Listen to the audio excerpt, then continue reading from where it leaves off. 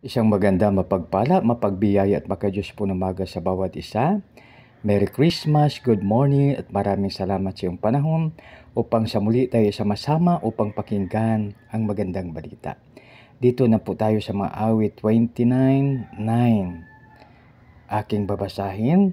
Sa tinig ni Yahweh, mga usay, mapapaanak at makakalbo, pati ang mga gubat.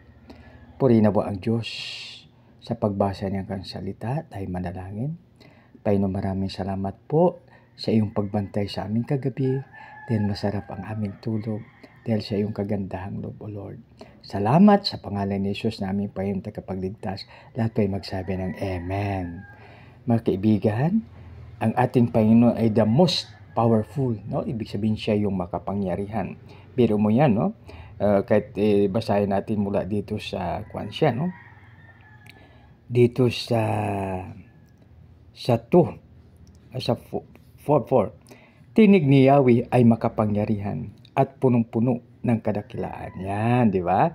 Maging mga punong sidar ng Libanon. Sa tinig ni Yahweh, mawawasak ang maiyon.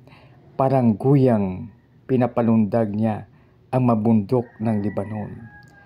Parang turong pinalukso-lukso niya ang bundok ng Hermon. Dahil sa tinig ni Yahweh, kidlat ay gumuguhit kapag siya'y nagsalita. Desyerto'y nayayanig.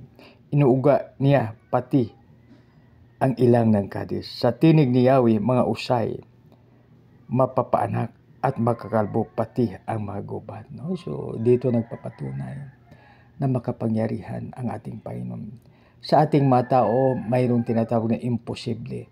Subalit sa Diyos, walang imposible.